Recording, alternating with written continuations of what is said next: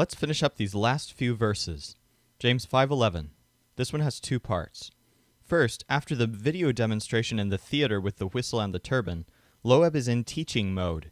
Here on the straight staircase, he whistles to his brothers to get their attention, and he excitedly points to the pictures on the wall and says, "Look, consider these pictures. Our ancestors were blessed, and blessed us because they steadfastly stuck to their principles of patience and diligence."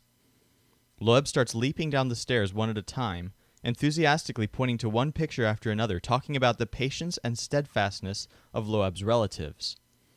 Second, one of the last pictures he sees is a funny photo of his own parents working on a farm. He says, "Haven't you heard of the steadfastness that our dad, Job, brought to his job?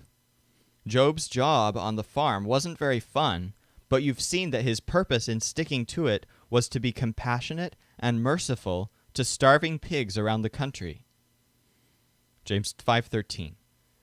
Loeb is sitting at his office computer with the whistle in his mouth, trying to whistle a cheerful tune as he works. Loeb's brothers are standing by, and one of them is complaining about the horrible noises coming out of the whistle. Not realizing that he himself is the cause of the trouble, Loeb says to his brothers, "Oh, one of you is suffering? Let him pray to stop his suffering.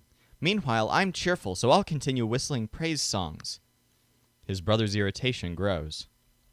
James 5:14. Loeb is sitting at the piano, but he finds that of all the 88 keys on the piano, one of them sticks terribly. He whistles for one of his brothers to come and tells him to go to the telephone and call the elders. He wants the elders to come, pray over that one piano key, and then rub the piano mechanisms with oil to see if that helps the problem. However, his brothers aren't quite sure this would fix the piano, and they get more and more angry at his constant annoying whistle blowing. James 5:15. One of the coats in the closet falls on top of Loeb's whistle.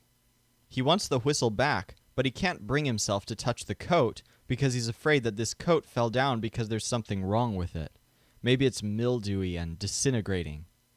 Loeb sits down and prays that the coat would be saved by pure faith, that Loeb won't get sick from being close to the coat, and that the coat would raise itself up off of the whistle.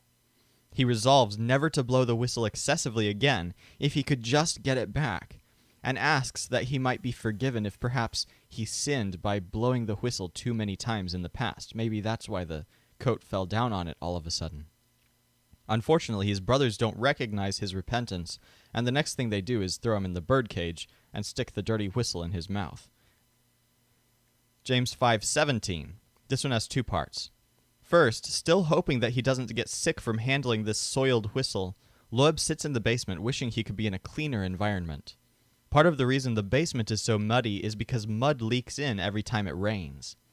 He starts brainstorming ways to fix this problem, and he tries to remember if there was anyone in the past who had control over the weather. He says to himself, Elijah was only human.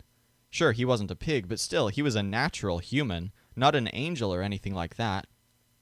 Second, he continues, even though Elijah was human, he prayed fervently that it would not rain, and for 3.5 years it didn't rain on the earth.